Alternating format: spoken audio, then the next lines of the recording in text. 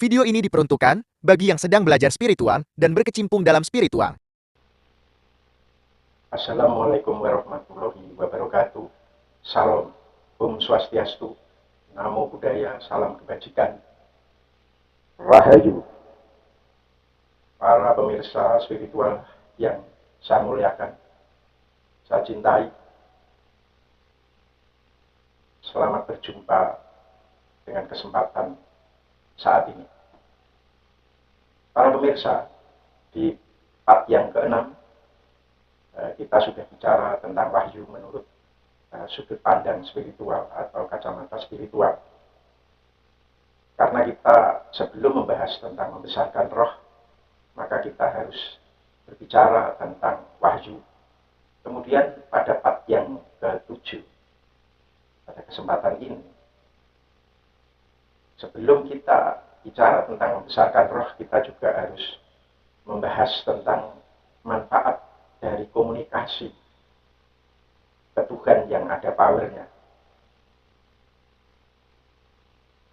Para pemirsa, manfaat apa saja yang kita peroleh dengan kita mempunyai komunikasi ke Tuhan yang ada powernya?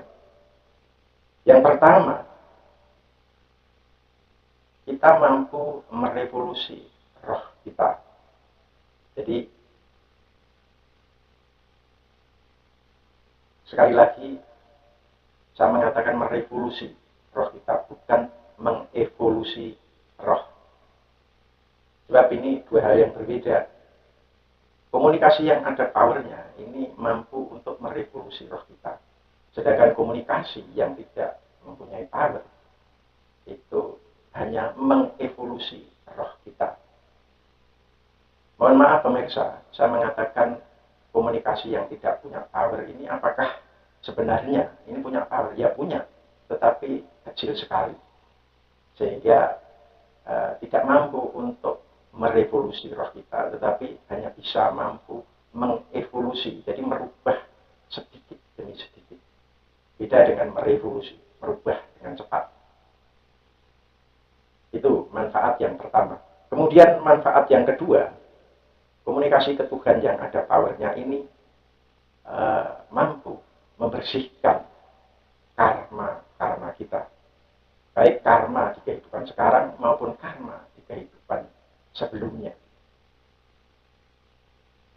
Kenapa saya membicarakan masalah bisa membersihkan karma?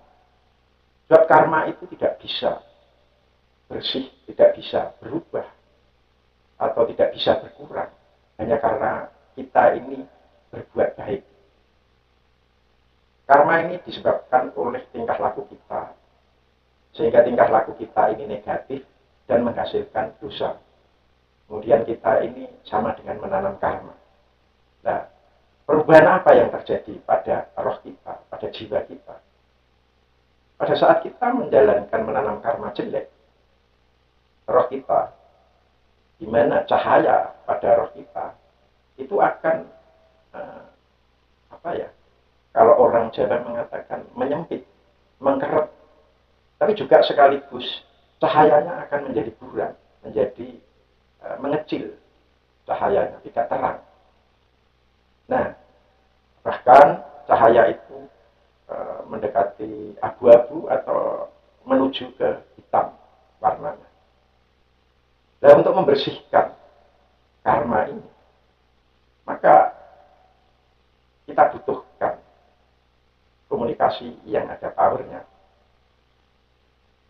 Kenapa ini tidak bisa dibersihkan dengan kita berbuat baik? Ini ibaratnya kita punya sepeda motor yang baru kotor, banyak lumpur, kemudian kita membeli sepeda motor baru, kemudian kita sandingkan. Ya otomatis sepeda motor yang kotor, yang banyak lumpur ini tidak akan bisa bersih. Untuk membersihkan sepeda motor kita yang banyak lumpur, banyak kotorannya, ya kita harus mengambil selang. Kemudian keran kita buka dengan tekanan air yang tinggi, maka kita semprotkan ke sepeda motor itu, kemudian sepeda motor ini menjadi bersih dengan adanya air ini. Bukan kemudian kita beli sepeda motor baru, kemudian kita santikan. Tidak bisa. Sama dengan karma kita. Untuk membersihkan karma kita ini, kita mengambil air hidup dari dimensi yang lebih tinggi, mengambil tirta perwitasari dari dimensi yang lebih tinggi, dengan alat apa? Itu tadi alatnya adalah komunikasi ketukan yang ada powernya. Ini ibarat kita punya sumur, komunikasi ketukan yang ada powernya ini, sama dengan embernya yang untuk mengambil air, sama dengan sanyonya yang untuk menyedot air ini, sehingga mampu untuk menyemprotkan setelah dapat tirta perwitasari, kemudian disemprotkan kepada karma kita, sehingga karma kita akan semakin lama, semakin berkurang, sehingga bisa, harapannya bisa menjadi bersih. Itu penjelasannya secara logika. Kemudian yang ketiga, komunikasi ketukan yang ada powernya ini bisa digunakan untuk bela diri lahiriah maupun bela diri halus. Yang dimaksud bela diri lahiriah itu sama dengan bela diri fisik, bela diri ragawi. Karena kita ini hidup mungkin suatu saat akan berbenturan dengan orang lain, di mana benturan ini tidak bisa kita hindari. Artinya kita sudah kepepet, mau tidak mau kita ini terjadi pertengkaran. Nah, karena kita punya komunikasi ketukan yang ada powernya, makanya kita mampu untuk membela diri dengan power itu. Kemudian sementara ada orang lain atau orang bicara tentang apakah ini benar apa tidak. Kalau kita tidak punya masalah, kalau kita tidak sifatnya membahayakan, menakutkan, kemudian menjijikkan, kemudian ada teman kita datang, coba kamu saya pukul, saya bisa mental apa enggak? Ya tidak bisa, karena ini berhubungan dengan emosi. Karena kita tidak punya masalah, sehingga tidak ada emosi di situ, sehingga tidak ada rasa di situ. Rasanya biasa saja, karena kita tidak punya masalah. Itu. Dan itu tidak akan menakutkan, tidak akan membahayakan, karena kita tidak punya masalah. Beda dengan kita punya masalah dengan orang lain, kemudian orang lain sudah membahayakan jiwa kita, orang lain sudah menakutkan kita, sehingga itu akan bekerja. Ini yang dinamakan ilmu Tuhan. Beda dengan ilmu yang sumbernya bukan Tuhan, sumbernya dari iblis. Ini berbeda konteksnya, karena ini tidak ada kesombongan, sehingga tidak bisa ditunjukkan ini lo aku, ini lo saya, gitu ya penjelasannya. Sehingga kita ini harus tetap rendah hati, karena apa? Karena tidak bisa untuk dibuat sombong-sombongan, karena ini sumbernya dari Tuhan, sehingga mestinya harus rendah hati. Kemudian penjelasan tentang bela diri halus. Ini bela diri halus ini, kalau ada serangan dari manusia lain bentuknya halus, misalnya guna-guna, santet, terus kemudian pelet, kemudian teluh, juga serangan dari makhluk halus. Kita ini diserang oleh makhluk halus, dipengaruhi oleh makhluk halus untuk disakiti ataupun kita ini supaya kita ini menderita. Ini yang namanya bela diri halus. Jadi komunikasi ketuhan yang ada powernya bisa digunakan untuk bela diri lahiriah, ragawi, ataupun bela diri halus. Kemudian yang keempat, dengan adanya komunikasi ketuhan yang ada powernya ini, sekaligus kita bisa memberkati diri kita, juga memberkati rumah kita. Kata memberkati buat seorang spiritualis ini berbeda. Jadi kalau kita mengatakan kita bisa memberkati rumah kita harus ada perubahan, harus bisa kita buktikan apakah rumah kita setelah kita ini menjalankan komunikasi ketuhan yang ada powernya, apakah kamar ini kemudian ada powernya. Nah ini seorang spiritualis harus bisa membuktikan itu, karena komunikasi ketuhan yang ada powernya ini harus bisa memberkati rumah kita. Kenapa begitu? Karena pada saat kita menjalankan komunikasi ke Tuhan yang ada powernya, power ini akan terpancar dari diri kita. Pancaran ini akan diterima oleh lantai kita, dinding, kemudian plafon, kemudian ini ruang kosong ini, ruang ether ini. Sehingga dalam jangka waktu 1 tahun, 2 tahun, 3 tahun, itu ruangan kamar kita, kamar tidur kita, atau kamar sembahyang kita, itu akan penuh dengan power. Ruang sembahyang kita. Kemudian di tempat tidur, di ruang tidur, pada saat kita mau tidur, kemudian bangun tidur, kita berkomunikasi ke Tuhan. Tuhan, kita mau tidur. Nah, kita menjalankan komunikasi ke Tuhan yang ada powernya, maka power itu akan diserap oleh bantal, guling, tempat tidur, almari, barang-barang apa saja di ruang tidur itu. Juga lantai, dinding, jendela, plafon, sehingga ruang tidur ini dalam jangka waktu 1 tahun sampai 3 tahun akan menjadi full power. Juga ruang tamu, pada saat kita mau keluar, mau kerja, mau keluar rumah, kita menjalankan komunikasi ke Tuhan yang ada powernya sebelum kita melangkah pintu, masih ada di dalam ruang tamu. Kemudian pada saat kita pulang dari kerja, pulang dari keluar rumah, kita mau masuk, kemudian kita menjalankan komunikasi ke Tuhan yang ada powernya, maka kemudian power itu akan juga diserap di lantai, kemudian di dinding, di plafon, di jendela, di pintu ruang tamu, di meja kursi, sehingga ruang tamu ini menjadi full power jangka waktu 1 tahun sampai 3 tahun. Demikian juga waktu kita mau mandi, mau makan, sehingga ruang makan, kemudian kamar mandi, semuanya menjadi full power, sehingga pada saat sekian tahun tertentu, power yang ada di kamar mandi, power yang ada di ruang makan, power yang ada di kamar tidur, power yang ada di ruang sembahyang, itu akan bertemu. Karena apa? Karena semakin besar akan bertemu power ini. Sehingga semua rumah menjadi full power. Kalau dilihat secara batin, secara halus, maka rumah itu kelihatan bercahaya. Karena saya katakan power atau kekuatan ini secara ragawi. Tetapi kalau dilihat secara halus, secara batin, power ini bentuknya cahaya. Sehingga kalau rumah itu full power, maka kalau dilihat secara halus, secara alam jiwa, rumah ini bercahaya. Sehingga tidak mungkin makhluk halus main ke rumah kita. Sehingga tidak mungkin makhluk halus akan keluyuran ke tempat kita. Sehingga rumah kita akan aman dari gangguan makhluk halus. Kalau kita bicara masalah bisa memberkati rumah, makanya kita juga misalnya di tempat kerja, kemudian di pekarangan, pada saat itu kadang-kadang kita menjalankan komunikasi ke Tuhan yang ada powernya, sehingga di tempat kerja kita itu juga ada powernya, di pekarangan juga ada powernya.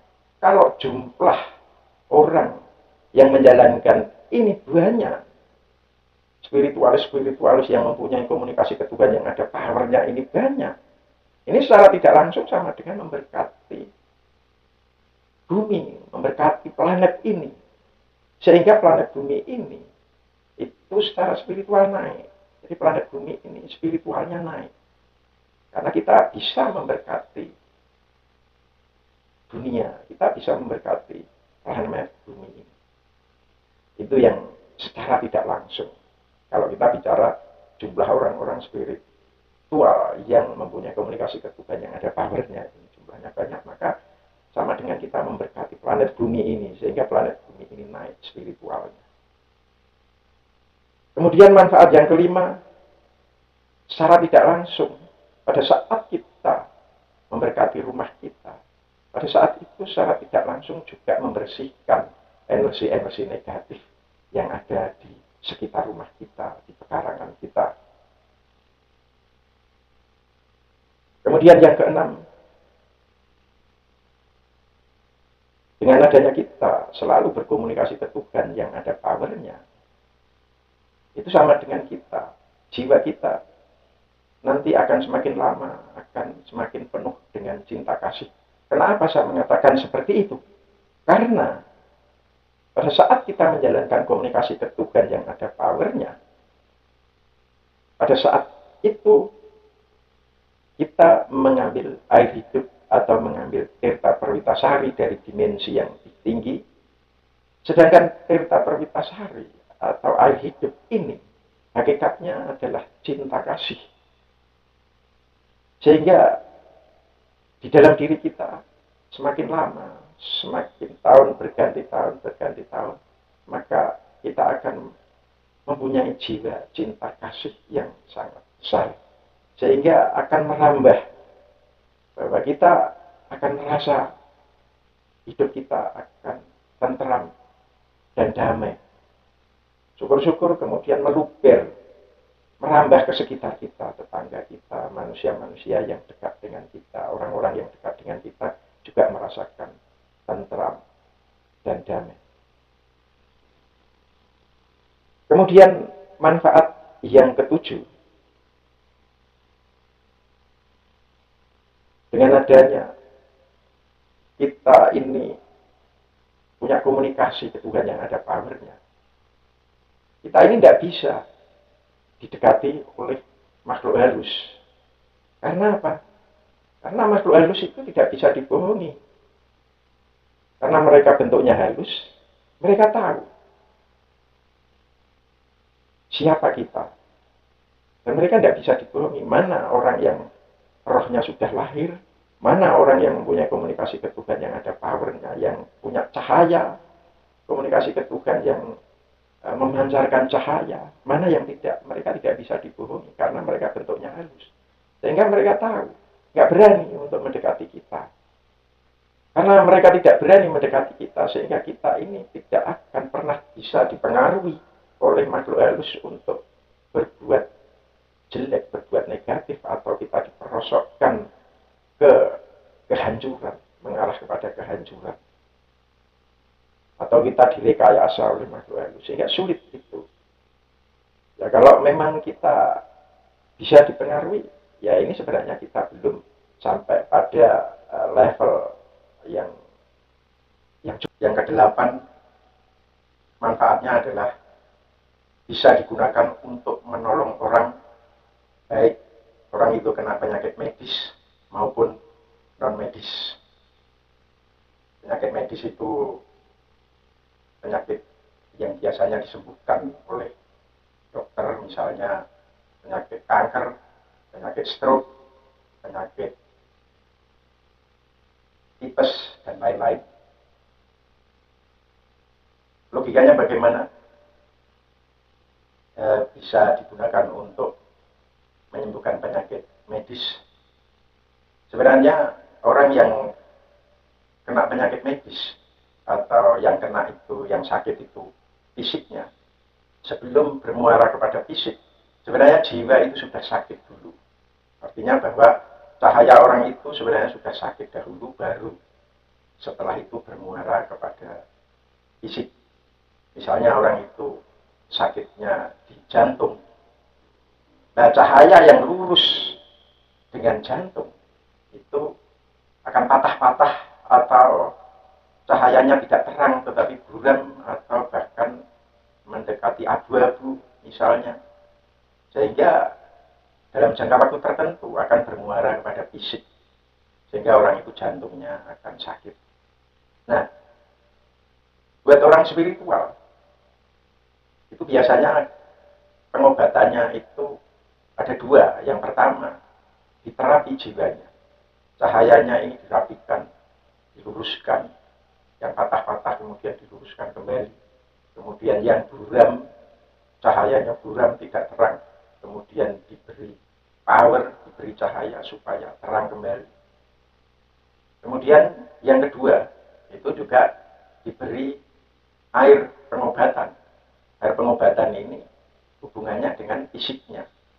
Jadi ada dua pengobatan orang spiritual biasanya. Satu, terapi di jiwanya, supaya jiwanya ini yang sakit, yang jelek, yang patah-patah tadi, cahayanya kemudian yang buram bisa menjadi normal kembali, bisa menjadi terang kembali, bisa menjadi lurus-lurus lagi, nggak patah-patah cahayanya.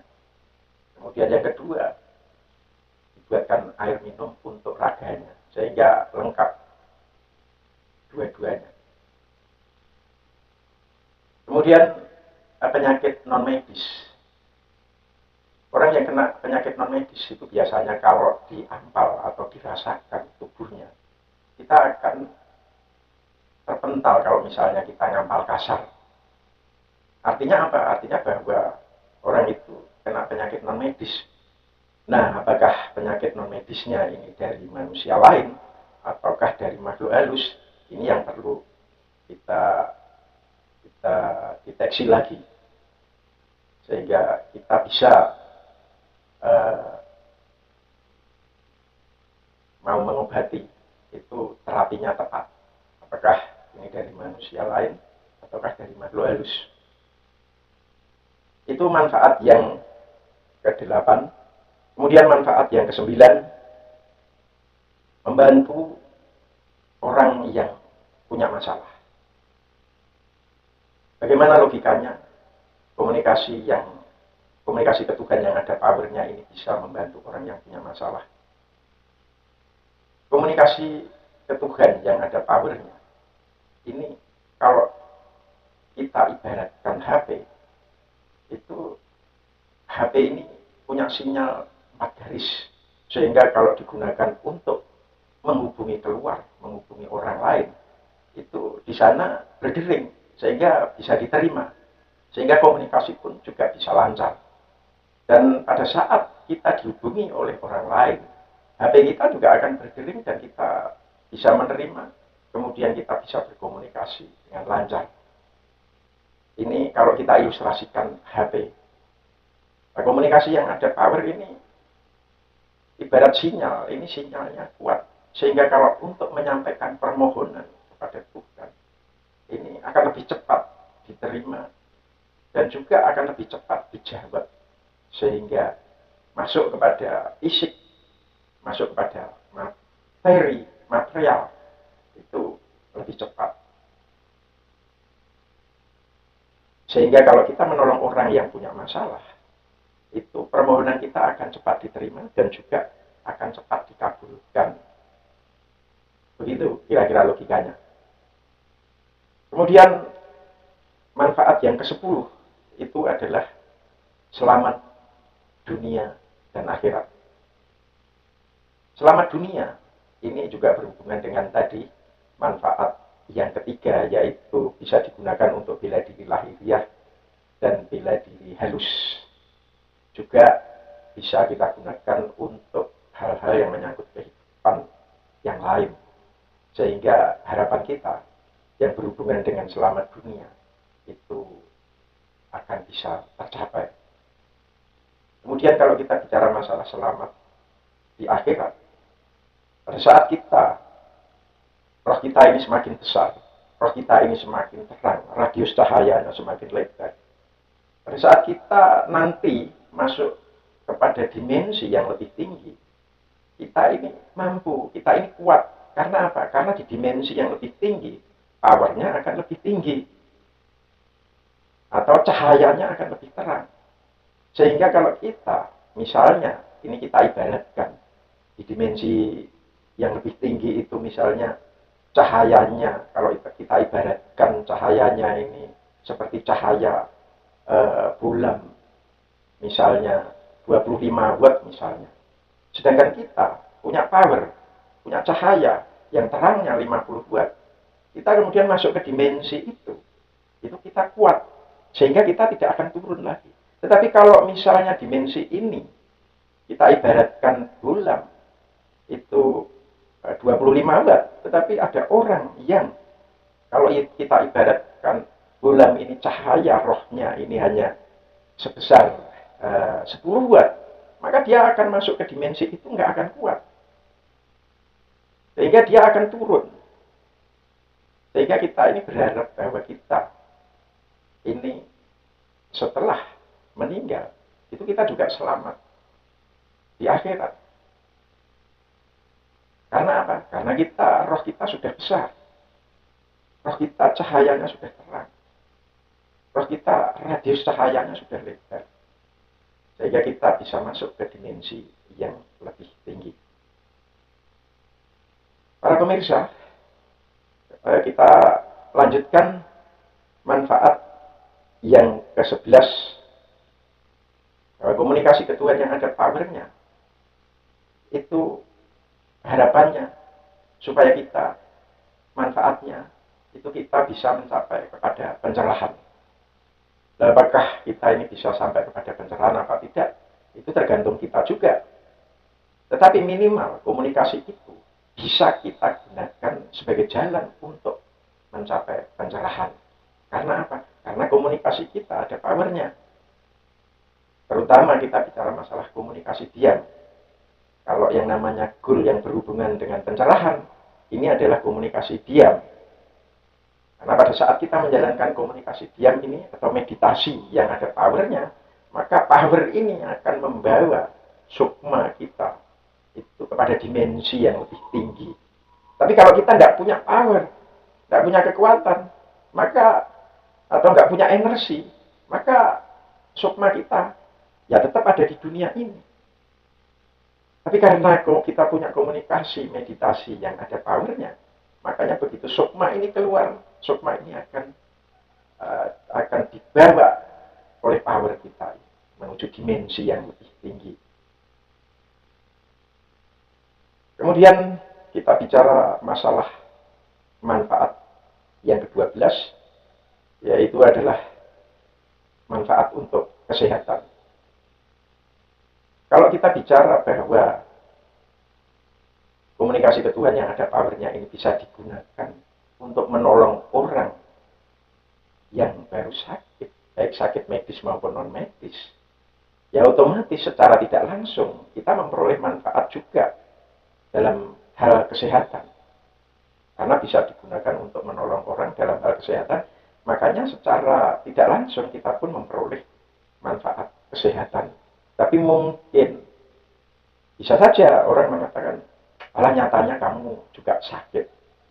Ya ini semuanya juga tergantung kepada kita. Kalau kita hari itu menjalankan komunikasi ke Tuhan yang ada powernya ini, ibaratnya kita ini memperoleh cahaya, misalnya 5 watt, tetapi laku kita di hari itu, baik pola hidup maupun pola makan kita yang tidak baik, misalnya pola hidup kita selalu melanggar hukum Tuhan, melanggar ajaran, kemudian pola makan kita juga seenaknya, kita makan sudah berumur tapi makannya yang mengandung kolesterol yang tinggi, kemudian ya akhirnya apapun ceritanya kita tetap akan kena sakit. Kalau misalnya cahaya yang kita peroleh 5 watt tetapi kita ini turun cahayanya 10 watt, maka kita akan minus, sehingga kita akan tetap sakit, sama dengan kita menuai karma itu. Begitu. Para pemirsa spiritual yang saya muliakan, itulah tadi yang perlu saya sampaikan tentang manfaat komunikasi ke Tuhan yang ada powernya.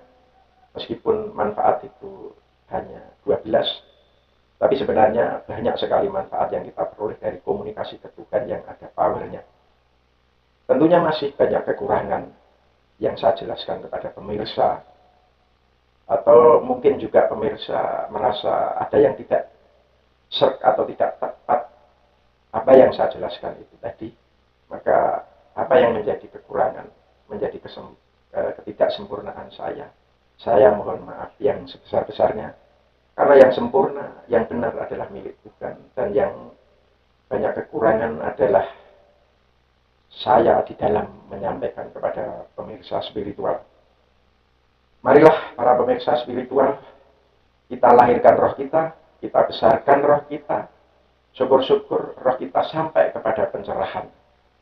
Sebab besok yang pulang adalah roh kita, bukan raga kita.